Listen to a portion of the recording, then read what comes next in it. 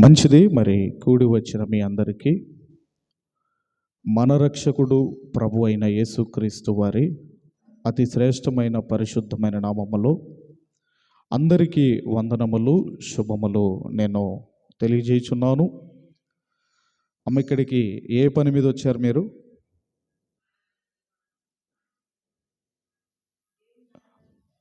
ఎందుకు వచ్చారమ్మా? ఆరాధించారా? ఆరాధన అయిపోయిందా?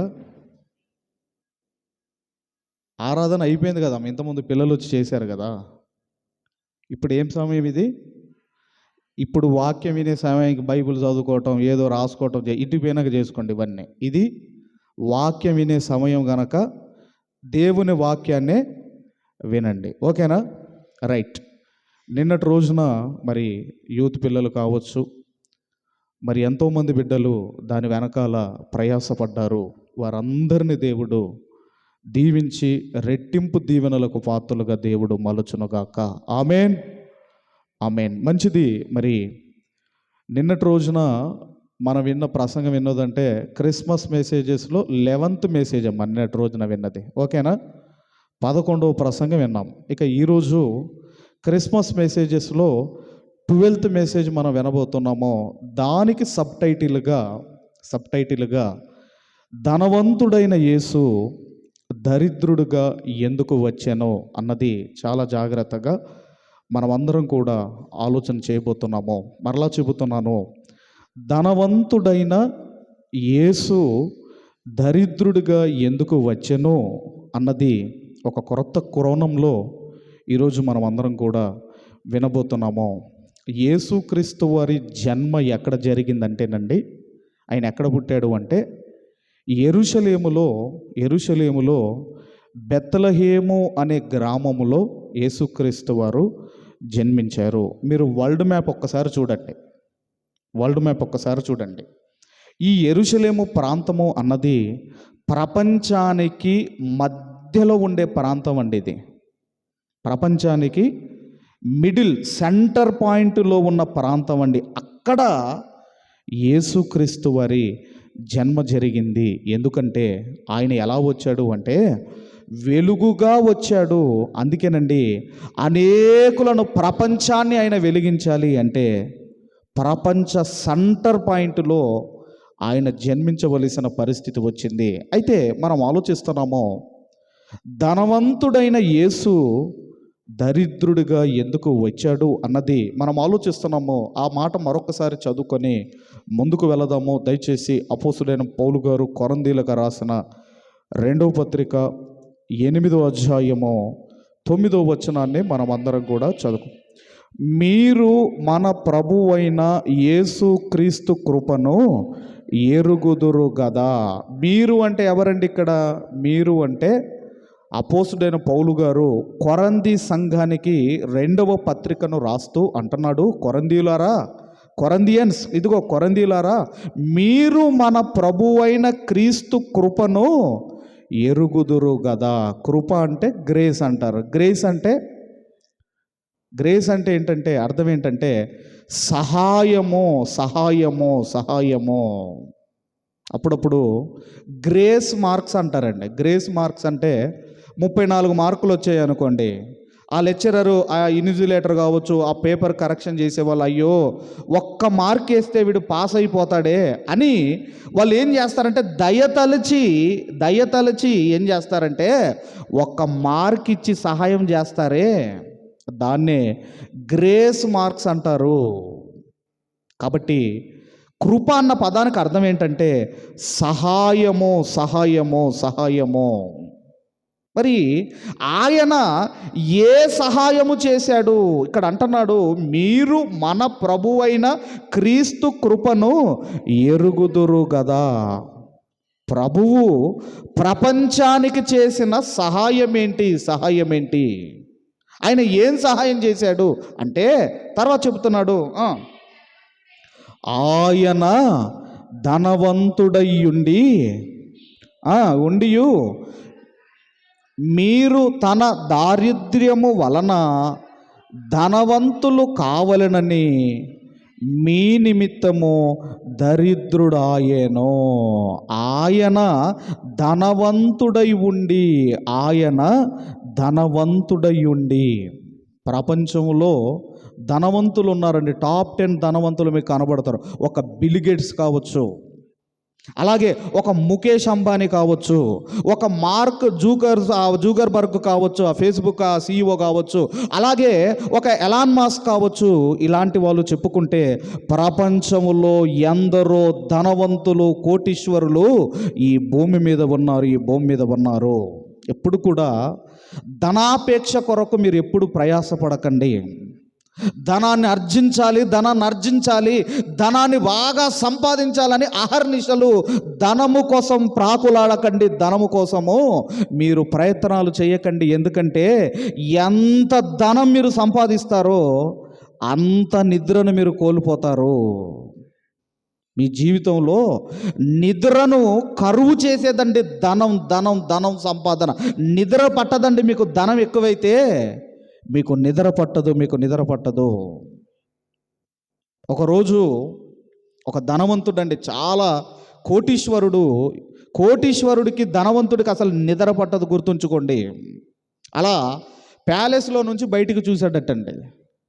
కోటీశ్వరుడు తన ప్యాలెస్లో నుండి బయటికి చూసినప్పుడు ఒక పేదవాడు దర్జాగా నిద్రపోతున్నాడటండి. అప్పుడు టైం ఎంతంటే 7 గంటలు, 7 o'clock టైం అవుతుందట రాత్రి. హ్యాపీగా నిద్రపోతున్నాడట. ఈ ధనవంతుడు నిద్ర పట్టడం లేదు. మళ్ళీ 9ంటికి చూశాడట, ముసుగు పెట్టుకొని హ్యాపీగా నిద్రపోతున్నాడటండి. మళ్ళీ ఇదిగో 12ంటికి చూశాడట ధనవంతుడు. అబ్బా, ఏం నిద్రపోతున్నాడండి, ఏం అదృష్టం అండి. అలాగే 3ంటికి చూశాడట, నిద్రలో ఉన్నాడండి, హ్యాపీగా నిద్రలో ఉన్నాడండి. ఆ తర్వాత 6ంటికి చూశాడు, నిద్రలో ఉన్నాడు. ఆ తర్వాత ఏం జరిగిందని మీరు ఆలోచన చేయగలిగితే, ఇదిగోనండి, ఏదో అద్భుతమైన రూములు, మంచి బెడ్లు, మ్యాట్రీస్లు, పిల్లోలు ఇవన్నీ ఉంటేనే నిద్ర రాదండి. అర్థమైందండి? ఇవి నీకు నిద్రను తెప్పించలేవి, ఇవి నీకు నిద్రను రప్పించలేవి ఇవి. కాబట్టి ఈ పేదవాడు హ్యాపీగా నిద్రపోతున్నాడు. ఇక తెల్లవారిన తర్వాత ఈ ధనవంతుడు వెళ్ళిపోయి ఆయన అంటున్నాడు, వారి అబ్బాయి, నువ్వు ఎంత అదృష్టవంతుడివి నువ్వు. ఎందుకండి అంటే హ్యాపీగా నిద్రపోతున్నావురా నువ్వు ఎంత అదృష్టవంతుడివిరా నువ్వు. మాకు మంచి బెడ్లు ఉన్నాయి, మంచి ఫ్యాను, AC, ఇదిగో మంచి రూములు ఉన్నాయి, నిద్ర పట్టడం లేదురా మాకు. నువ్వు అదృష్టవంతుడివి. అందుకే ఒక 2 అదృష్టవంతులు అంటారండి. ఎవరంటే, ఒకటి తినగానే అరిగిపోయిన వాడు, మంచం ఎక్కగానే నిద్రపోయేవాడు. వీళ్ళిద్దరు అదృష్టవంతులండి. కొంతమందికి మంచం మీద అటు తిరిగి ఇటు తిరిగి ఏమో అసలు నిద్ర ఒక మానాన పట్టదండి. కొంతమందికి ఏమో మంచం ఎక్కగానే నిద్రపోతారండి. ఇప్పుడు ఇక ఈ ధనవంతుడు సంతోషించి ఏం చేశాడంటే, ఆ పేదవాడికి, ఒరేయ్ నువ్వు అదృష్టవంతుడివి, ఇదిగో ఈ 10,000 రూపాయలు దగ్గర పెట్టుకొని 10,000 రూపాయలు ఇచ్చాడండి. రైట్. ఆ రోజుక రాత్రి మళ్ళీ చూశాడండి ఆ పేదవాడిని ధనవంతుడు. ప్యాలెస్లోని చూస్తే వాడు ఏం చేశాడంటే, ముసుగేసుకొని, ఇట్లా మనం పెద్ద మోకాల మీద ప్రార్థన చేస్తాం కదా, ముసుగేసుకొని అటు ఇటు కదులుతూ ఉన్నాడట. తర్వాత మళ్ళీ 9ంటికి మళ్ళీ ముసుగేసుకొని అటు ఇటు కదులుతూ ఉన్నాడట. మళ్ళీ 12ంటికి చూశాడట, అసలు వాడు నిద్రపోవటం లేదు. మళ్ళీ 3ంటికి చూశాడు, 6ంటికి చూశాడు, వాడు నిద్రపోవటం లేదు. తెల్లారిన తర్వాత మళ్ళీ వచ్చాడట. అరే అదేంటి, నిన్న మంచిగానే పడుకున్నావు కదరా, నిన్న బాగానే పడుకున్నావు కదా, ఈరోజు నీకు ఏమైంది, ఏం జరిగింది అని అంటే, అప్పుడు ఆడన్నాడట, ఇదిగో సార్ మీరు 10,000 ఇచ్చారు కదా, నేను పడుకుంటే ఈ 10,000 ఎవడెత్తుకెళ్తాడో అని వాటిని కాపలగాయడానికి నేను మేల్కొని ఉన్నాను అన్నాడట. అర్థమైందమ్మా మీకు? అంటే ఇప్పుడు ధనం వచ్చి పేదవాడికి ఏం చేసింది? నిద్ర లేకుండా చేసింది. అందుకే బైబుల్ అనేది ఎంత వండర్ఫుల్ బుక్ అంటేనండి, ప్రసంగి గ్రంథం ఉంది, 5వ అధ్యాయము, ప్రసంగి గ్రంథం 5వ అధ్యాయము 10, 11, 12 వచనాలు చదువుకుందామమ్మా. చదువమ్మా. అంటే ద్రవ్యం అంటే ధనమును ఆపేక్షించువాడు ధనము చేత తృప్తి నొందడు, ధన సమృద్ధిని నాపేక్షించువాడు దాని చేతనే తృప్తి నొందడు, ఇదియు వ్యర్థమే. ఆస్తి ఎక్కువైన ఎడల ఎక్కువగుదురు, కన్నులారా చూచుటయే గాక ఆస్తిపరునికి తాని ఆస్తి వలన ప్రయోజనమేమి? కష్టజీవులు కొద్దిగా తినినను ఎక్కువగా తినినను సుఖ నిద్ర నొందుదురు, అయితే ఐశ్వర్యవంతులకు తమ ధన సమృద్ధి చేత నిద్ర పట్టదు. ఉందండి బైబిల్లో. ఐశ్వర్యవంతులకు తన ధన సమృద్ధి చేత నిద్ర పట్టదు. కాబట్టి మనం ఆలోచన చేయగలిగితేనండి, యేసుక్రీస్తు వారు ఎవరటైనా ధనవంతుడయ్యుండి, ఆయన ఎవరండి? ఆయన ధనవంతుడయ్యుండి. ఆయన ఎవరండి? ధనవంతుడయ్యుండి. మరి ఇప్పుడు అడుగుదాం మేము, మరి ప్రభు దగ్గర ఎంత ధనం ఉంది? ప్రభు దగ్గర ఎంత ధనం ఉంది? అయ్యా నీ దగ్గర ఎంత ధనం ఉందని ఒకవేళ ప్రభువుని అడిగితే, అందరం కూడా కొలసీలకు రాసిన పత్రిక 2వ అధ్యాయము 3వ వచనాన్ని చదువుకుందాం. 2వ అధ్యాయం 3వ వచనం.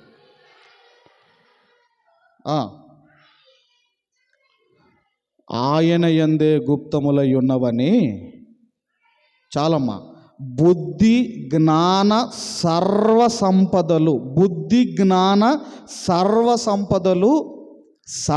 సంపదలు ఆయన యందే గుప్తమై ఉన్నవి.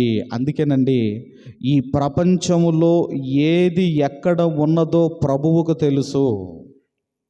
అప్పుడప్పుడు నేను చెబుతూ ఉంటాను కదా, ఆయన ట్యాక్స్ పే చేయాలండి ఒకానొక సందర్భంలో.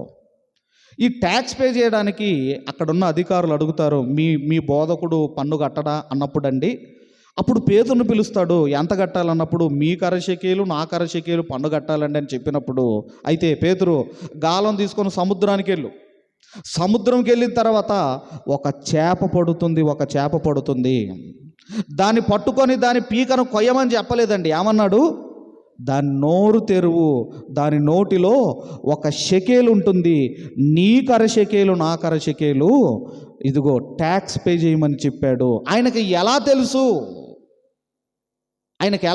అందుకే ఇక్కడ అంటున్నాడు, సర్వ సంపదలు ఆయన యందే గుప్తములై ఉన్నవి. వజ్రాలు ఎక్కడున్నాయో తెలుసు, బంగారం ఎక్కడుందో తెలుసు, వెండి గని ఎక్కడుందో అన్నీ కూడా ఆయనకు తెలుసు. మన రెండు రాష్ట్రాల్లో డైమండ్కు ఫేమస్ ఏంటండి? ఏ ప్రాంతం చెప్పండి?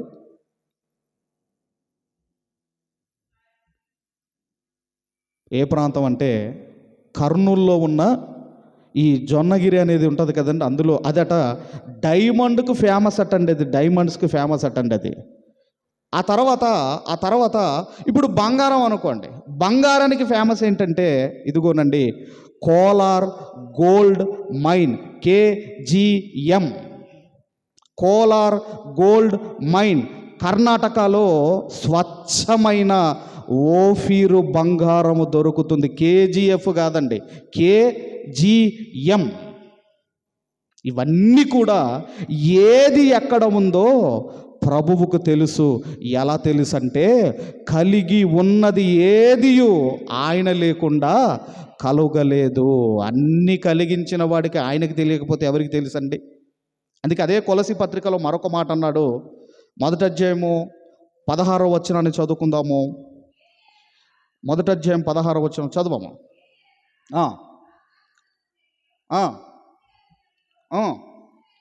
దృశ్యమైనవి కానీ అవి సింహాసనములైనను ప్రభుత్వములైనను ప్రధానులైనను అధికారములైనను సర్వమును ఆయన యందే సృజింపబడెను. సర్వమును ఆయన ద్వారాను ఆయనను బట్టి సృజింపబడెను. అంటే కలగజేసిన వాడికి ఏది ఎక్కడ ఉందో ఆయనకు తెలుసు. అందుకే సర్వ సంపదలు ఆయన యందు గుప్తములై ఉన్నవి. అందుకే ధనవంతుడైన యేసు మనలను ధనవంతులు చేయడానికి ఆయన ఎలా వచ్చాడు అంటే ఒక దరిద్రుడిగా ఈ భూమి మీదకి వచ్చాడు. మరి ఎవరండి దరిద్రులు? దరిద్రులు అంటే ఎవరండి అంటే మనుషులే దరిద్రులు. ఇంతకీ దరిద్రులు ఎవరని మనం ఆలోచన చేయగలిగితే ఏమీ లేనివారు, పేదవారండి. పేదవారే దరిద్రులు. అందుకే ప్రభు మరొక మాట అన్నాడు. ఆయన ఎందుకు వచ్చాడో మరొక మాట కూడా మీరు చూడగలిగితే లూకాసు వార్త 4వ అధ్యాయము, లూకాసు వార్త 4వ అధ్యాయము 18వ వచనాన్ని చదువుకుందాం. ప్రభు ఆత్మ నా మీద ఉన్నది, బీదలకు సువార్త ప్రకటించుటకై ఆయన నన్ను అభిషేకించెను. బీదలకు, పేదలకు, దరిద్రులకు అంటే బీదలకే ప్రకటించేదా సువార్త? సువార్త అనేది పేదవారికే ప్రకటించేదా? ఆయన అంటున్నాడు బీదలకు సువార్త ప్రకటించుటకు, బీదలకు సువార్త ప్రకటించుటకు. ఇంతకీ ఎవరండి ధనము? మరి పేదవారు దరిద్రులు. ఎవరి దరిద్రులు? ఎవరి దరిద్రులు? ఒక సంఘం వారు అనుకుంటున్నారట. ఏమనుకుంటున్నారు అంటే ఒక సంఘం వారితో అంటున్నారు. వాళ్ళు ఏమనుకుంటున్నారో ముందు మీరు చూడగలిగితే ప్రకటన గ్రంథము 3వ అధ్యాయము 14వ వచనం, 3వ అధ్యాయం 14వ వచనంలో లవోదికయ సంఘముతో ఇదిగో ఇలాగూ ప్రభువు మాట్లాడుతున్నాడు. ఏమని మాట్లాడుతున్నాడో మనము ఎక్కడి నుంచి చదువుకుందామంటే 17వ వచనాన్ని చదువుకుందాం డైరెక్ట్గా. 17వ వచనం అమ్మ. ఈ లవోదికయ సంఘములో ఉన్న వారిని ప్రభు అంటున్నాడు, మీరు దౌర్భాగ్యులు, దిక్కుమాలిన వారు, దరిద్రులు, గుడ్డివారును, దిగంబరుడవై ఉన్నావని ఎరుగక. అక్కడ దరిద్రులు అన్న పదం ఉపయోగించాడు చూడండి. దరిద్రులు అన్న పదం కూడా ఉపయోగించాడు. ఎరుగక వీళ్ళు ఏమనుకుంటున్నారు అంటే నేను ధనవంతుడను, ధన వృద్ధి చేసి ఉన్నాను, నాకేమీ కొదవలేదని చెప్పుకొనుచున్నావు. వీళ్ళు ఏమనుకుంటున్నారు అంటే మా దగ్గర ధనం చాలా ఉంది, ఇదిగో మాకు ఏమీ తక్కువ లేదని వాళ్ళు అనుకుంటున్నారు. కానీ ప్రభు అంటున్నాడు మీరు దరిద్రులు. అంటే ధనం ఉన్నవాడు కూడా, ఏమీ తక్కువ లేనివాడు కూడా దరిద్రుడేనా అంటే ప్రభు అంటున్నాడు నువ్వు దరిద్రుడవు, దిక్కుమాలిన వాడవు, దౌర్భాగ్యుడవు, గుడ్డివాడవు. మరొక మాట అన్నాడండి ధనవంతులను. మరొక మాట అన్నాడు. ఏమన్నాడు? లూకాసు వార్త 12వ అధ్యాయము 20వ వచనాన్ని కూడా మనం చదువుకుందాము. లూకాసు వార్త 12వ అధ్యాయము 20వ వచనాన్ని మనం చదువుకుందాము. వెర్రివాడా, నీ ప్రాణమును అడుగుచున్నారు, నీవు సిద్ధపరిచినవి ఎవని వగువని అతనితో చెప్పాను. మనం ఆలోచన చేయగలిగితే ఇదిగో లోకములో ఎంత ధనమున్నా, లోకములో నీకు ఏ లోటు లేకపోయినా ఆయన అంటున్నాడు నీవు దరిద్రుడవు, నీవు వెర్రివాడివి. మరి ఎవరు దరిద్రులు అంటే ఎవరు? లోకములో దరిద్రులు అంటే ఎవరు? అందుకేనండి ప్రభు ఎందుకు వచ్చాడు అంటే ఆయన ధనవంతుడయుండి మనలను ధనవంతులుగా చేయడానికి ఆయన దరిద్రుడుగా వచ్చాడట. ఇంతకీ ఎవరి దరిద్రులు, ఎవరి పేదవారు? బీదలకు సువార్త ప్రకటించుటకు ఆయన నన్ను అభిషేకించను.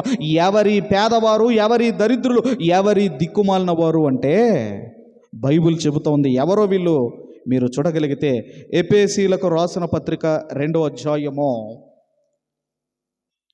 ఎఫెసీయులకు రాసిన పత్రిక 2వ అధ్యాయము 12వ వచనాన్ని అందరము చదువుకుందాము. చదవండి సార్. ఆ, ఆ. సహ పౌరులు కాక పరదేశులను, వాగ్దాన నిబంధన లేని పరజనులను, నిరీక్షణ లేని వారును, లోకమందు దేవుడు లేని వారునయ్యుండి క్రీస్తుకు దూరస్తులయ్యుంటిరని మీరు జ్ఞాపకము చేసుకొనుడి. ఎవరంటేనండి, ఈ లోకములో దరిద్రుడు, పేదవాడు ఎవరు అంటే, ఎవరితోనైతే దేవుడు లేడో, ఎవరైతే దేవుణ్ణి కలిగి లేరో, నువ్వు ఎంత ధనవంతుడివైనా, నీకు ఏ లోటు లేకపోయినా, దేవుని దృష్టిలో నువ్వు ఒక పేదవాడివి, దేవుని దృష్టిలో నువ్వు ఒక దరిద్రుడవు. అందుకే అంటున్నాడు, లోకమందు దేవుడు లేనివారు, లోకమందు దేవుడు లేనివారు. నీకు అన్నీ ఉండవచ్చు, లోకములో అన్నీ ఉండవచ్చు, కానీ నీతో దేవుడు లేకపోతే నువ్వు పేదవాడివి. అందుకేనండి, యేసుక్రీస్తు వారితో దేవుడు ఉన్నాడు గనక ఆయన ఎవరు అంటే, ఆయన ధనవంతుడు. అందుకే ధనవంతుడైన దేవుణ్ణి మనకివ్వడానికి ఆయన ఎలా వచ్చాడు అంటే, ఒక పేదవాడిగా ఆయన భూమి మీదకి వచ్చి ఒక నిరుపేద కుటుంబములో ఆయన పుట్టాడు. ఎందుకంటే మనము దేవుణ్ణి కలిగిన ధనవంతులము కావాలి అని, మనము దైవ ధనవంతులము కావాలి అని ఆయన ఒక పేదవాడిగా వచ్చాడు. మీరందరూ బ్యాప్టిజం తీసుకున్నారా? అయితే మీరు ధనవంతులు. దేవుని కలిగిన మీరందరూ కూడా ధనవంతులు. భక్తులు ఏమన్నారో మీరు చూడగలిగితేనండి, భక్తులు వాళ్ళు ఎలా ఆనందించారో మీరు చూడగలిగితే, కీర్తనల గ్రంథంలో 142వ కీర్తన, దయచేసి కీర్తనల గ్రంథము 142వ కీర్తన 5వ వచనాన్ని అందరం చదువుకుందాం. చదవమ్మా.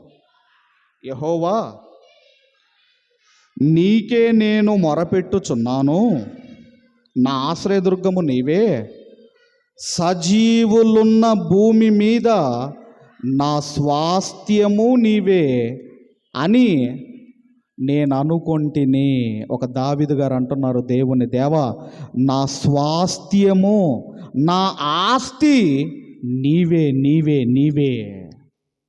నా ఆస్తి ఎవరంటే, నేను సంపాదించుకున్నది కాదయ్యా నా ఆస్తి, ఇదిగో నీవే నా ఆస్తి, నేను నిన్ను సంపాదించుకున్నాను అంటే నీవే నా స్వాస్థ్యము, ఆస్తి అంటున్నాడు. అందుకే లోకములో దేవుడు లేని దరిద్రులుగా ఎంతోమంది బ్రతుకుతున్నారు.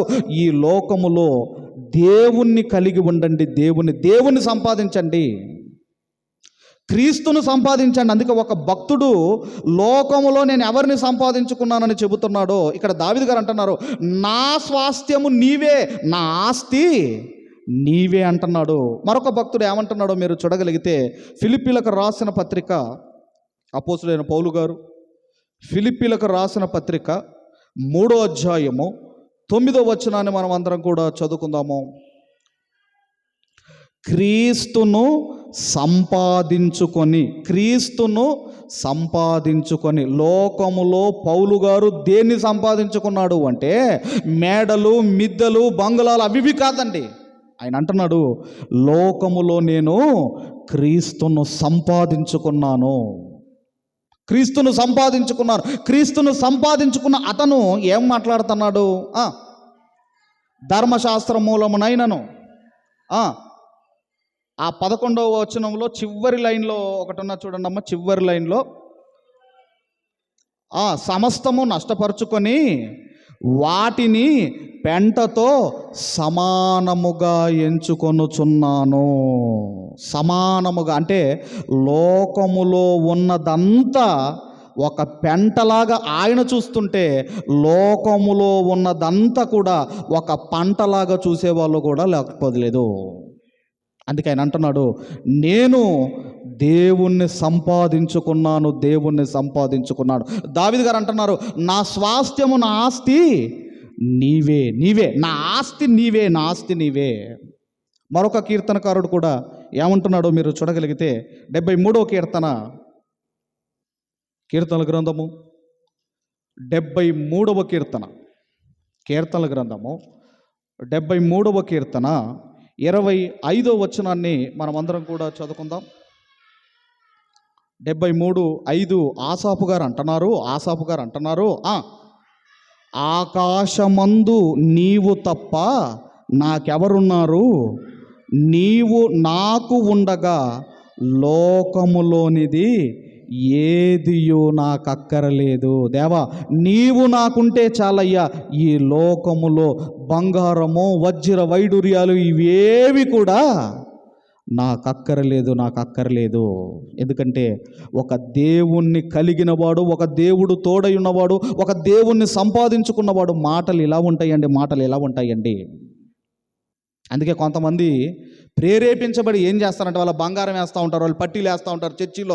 ఎందుకు వేస్తూ ఉంటారంటే, నాకు దేవుని కంటే ఈ బంగారము నాకు ఎక్కువ కాదు. అందుకే అంటున్నాడు, నీవు నాకు ఉండగా లోకములో ఏది కూడా నాకు అక్కర్లేదు అని ఒక ఆసాపు గారు మాట్లాడుతున్నారు. కీర్తనకారుడైన ఆసాపు గారు మాట్లాడుతున్నాడు. అలాగే హబకుకు భక్తుడు కూడా, ప్రవక్త అయిన హబకుకు గారు కూడా, ఆయన కూడా ఏం మాట్లాడుతున్నారో మీరు చూడగలిగితే హబకుకు గ్రంథము 3వ అధ్యాయము, హబకుకు గ్రంథము 3వ అధ్యాయము దయచేసి 17-18 వచనాలు మనం అందరం కూడా చదువుకుందాము.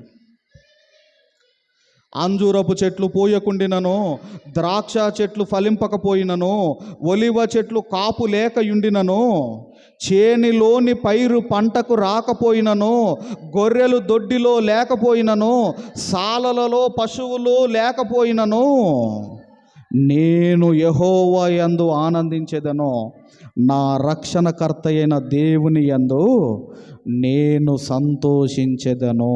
నాకు తినడానికి తిండి లేకపోయినా, నాకు ఉండడానికి నివాసం లేకపోయినా, ఇదిగో నాకు ఏది లేకపోయినా, నా దేవుని యందు నేను సంతోషించెదను. ఎందుకంటే దేవుణ్ణి కలిగి ఉంటే నువ్వు ధనవంతుడవే. ఏదో లోకంలో పేదగా మనం కనిపించవచ్చు, కానీ మరణించిన తర్వాత పరిస్థితి తారుమారవుతుంది. మీ అందరికీ తెలుసు కదండి, ధనవంతుడు లాజరు తెలుసు కదండి. లోకంలో ధనవంతుడు అంటే ప్రతిరోజు బహుగా సుఖపడేవాడు, కన్ను మూసిన తర్వాత జీవితం తారుమారైపోయింది. ఇదేనా బతుకంటే? బట్టలు, తిండి, ఇక ఇదే లగ్జరీ లైఫ్, ఇదేనా బతుకంటే? ఇదే అనుకున్నాడు. అందుకే ప్రతిదినము బహుగా సుఖపడేవాడు. కన్ను మూసిన తర్వాత పరిస్థితి తారుమారైపోయింది. ఒక లాజరు పేదవాడు, తినడానికి ఒక పూట కూటికి కూడా లేదండి, అంత పేదవాడండి. మరణించిన తర్వాత పరిస్థితి మారిపోయింది.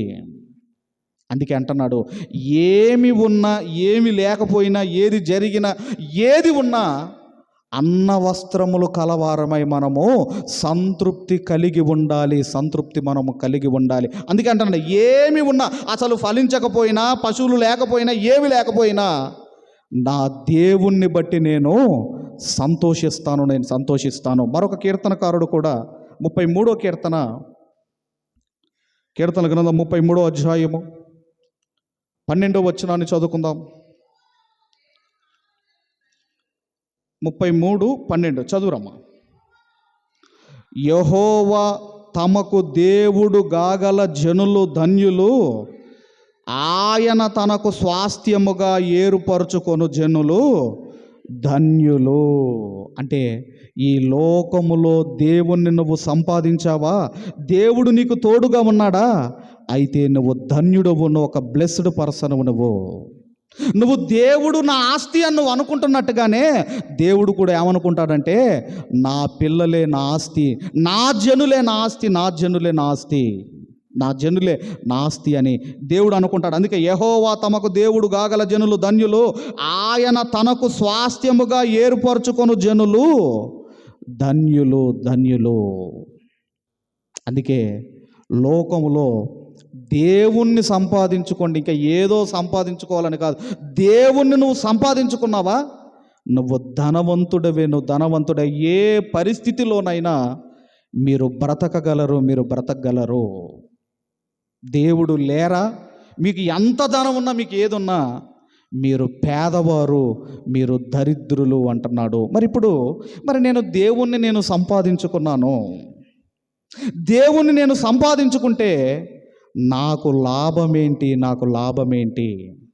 చివరిగా దేవుణ్ణి సంపాదించుకున్న నీకు లాభమేంటి, నీకు లాభమేంటి, నీకు లాభమేంటో చివరిగా ఆయన 2 వచనాలు చెప్పి మనం చూసుకొని ముగించుకుందాం. అదే కీర్తనల గ్రంథము 125వ కీర్తన, కీర్తనల గ్రంథము 125వ కీర్తన మొదటి 2 వచనాలు మనమందరం కూడా చదువుకుందాం. మొదటి 2 వచనాలు. యెహోవా యందు నమ్మిక ఉంచువారు కదలక నిత్యము నిలుచు సీయోను కొండవలె నుందురు. యెరూషలేము చుట్టూ పర్వతములు ఉన్నట్టు యెహోవా ఇది మొదలుకొని నిత్యము తన ప్రజల చుట్టూ ఉండును. ఇది మొదలుకొని అంటే ఎప్పుడైతే మీరు దేవుణ్ణి సంపాదించుకున్నారో, ఎప్పుడైతే దేవుడు మీకు తోడుగా ఉన్నాడో, ఎప్పుడైతే మీరు బాప్టిజం తీసుకున్నారో, ఇది మొదలుకొని దేవుడు నీకు చుట్టూగా ఒక రక్షణ వలయముగా ఉంటాడు, ఒక ఫెన్సింగ్గా దేవుడు నీకుంటాడు, ఒక రౌండప్ చేస్తాడండి దేవుడు. సాతాను యోబు దగ్గరికి వెళ్ళి, ఇదిగో యోబు చుట్టూ, అతని ఫ్యామిలీ చుట్టూ, అతని మొత్తం ఆస్తి చుట్టూ నువ్వు కంచె వేసావు కదా, నువ్వు ఫెన్సింగ్ వేసావు కదా. అలా దేవుణ్ణి సంపాదించుకుంటే నీ చుట్టూ ఉంటాడండి దేవుడు. నీ చుట్టూ ఉండి నిన్ను కాపాడతాడు, నీ చుట్టూ ఉంటాడట. చుట్టూ ఉండటం అంటే ఏంటో మరొక మాట కూడా అదే కీర్తనల గ్రంథం 139వ కీర్తన 5వ వచనాన్ని చదువుకుందాము. 139వ కీర్తన 5వ వచనము. వెనుకకును ముందును నీవు నన్ను ఆవరించి ఉన్నావు, నీ చెయ్యి నా మీద ఉంచి ఉన్నావు. వెనుక ఉన్నాడు, నీ ముందు ఉన్నాడు, టోటల్గా నీ చుట్టూ దేవుడు ఉంటే ఎలా ఉంటుందో మీరు ఆలోచించండి. ఆయన పరలోకములో ఉన్నాడు, నీ చుట్టూ ఉన్నాడు, నీ చుట్టూ ఉన్నాడు. దేవుడే నీ చుట్టూ ఉంటే నీ తల వెంట్రుకలలో ఒక్కటి కూడా నేల రాలదు. అందుకేనండి లోకములో దేవుడనే ధనము లేని వారు చాలామంది ఉన్నారు. ఎంత ధనమున్నా, ఎంత కోటీశ్వరుడు అయినా, నువ్వు క్రీస్తును కలిగి లేకపోతే, దేవుణ్ణి కలిగి లేకపోతే నువ్వు పేదవాడివే. ఆ పేదవాడికి సువార్త ప్రకటించడానికే యేసుక్రీస్తు వారు 2000 సంవత్సరాల క్రితము ఈ భూమి మీదకి వచ్చాడు. అందుకే ఆయన అంటున్నాడు, ఎలా వచ్చాడు అంటే ధనవంతుడు, దేవుణ్ణి కలిగిన ధనవంతుడైన ఆయన దేవుడు లేని మనుషులకు దేవుణ్ణి ఇవ్వడానికి, దేవుణ్ణిచ్చి మనుషులను ధనవంతులుగా చేయడానికి ఆయన ఈ భూమి మీదకి వచ్చాడు. కాబట్టి దేవుడనే ధనం కావాలో, దేవుడిచ్చే వాటి మీద మనసు పెట్టుకుంటారో నిర్ణయాన్ని మీకే విడిచిపెడుతూ ఈ మాటలు ముగిస్తున్నాను. దేవుడు మనందరిని దీవించి ఆశీర్వదించును గాక. ఆమేన్, ఆమేన్. ఈ సమయంలో మరి ఈ వాక్కులు మనలో ఫలించినట్లు శ్రీమతి ఎస్ భాగ్యమ్మ ఇసాక్ గారు, వారు లేకపోతే ఎవరైనా ఒకరు ప్రేరణ కలిగిన వారు ముందుకు విచ్చేసి ఫలింపు ప్రార్థన చేయవలసిందిగా నేను మనవి చేస్తాను. ఎవరైనా ప్రేరణ కలిగిన